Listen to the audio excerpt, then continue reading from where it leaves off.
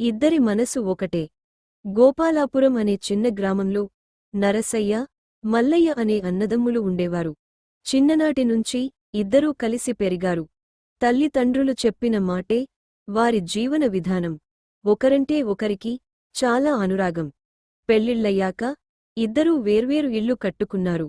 పొలాలను సమానంగా పంచుకున్నారు. కాని మనసులు మాత్రం ఎప్పటికీ ఒకటిగానే ఉండేవి. నరసయ్యకు పిల్లలు లేరు. మల్లయ్యకు ఇద్దరు పిల్లలు. నరసయ్య ఇలా అనుకున్నాడు. తమ్ముడికి పిల్లల భవిష్యత్తు ముఖ్యం. అందుకే తన పొలం పండిన ప్రతిసారీ కొంత ధాన్యం తీసుకుని రాత్రిపూట ఎవరికీ తెలియకుండా తమ్ముడు ధాన్యపు కొట్టులో పోసేవాడు. ఇదే సమయంలో మల్లయ్య కూడా ఆలోచించాడు.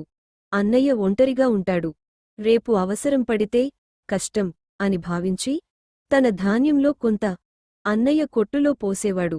రోజూ ఇలా ఇద్దరూ తెలియకుండా ఒకరికోసం ఒకరు చేసుకుంటూ ఉండేవారు. ఒకరోజు రాత్రి ఇద్దరూ ఒకే సమయంలో ధాన్యపు కొట్టు దగ్గర కలిశారు. ఒకరిని ఒకరు చూసుకున్నారు. చేతుల్లో ధాన్యపు బస్తాలు. అప్పుడే అంతా అర్థమైంది. వాళ్ల కళ్లలో మాటలకంటే ముందే కన్నీళ్లు మాట్లాడాయి. ఇద్దరూ మౌనంగా చిరునవ్వు నవ్వుకున్నారు. ఆ క్షణంలో మాటలు అవసరం లేదు. ప్రేమే సమాధానం. నీతి, నిజమైన బంధాల్లో లెక్కలు ఉండవు. ప్రేమే ఉంటుంది. Subscribe for more interesting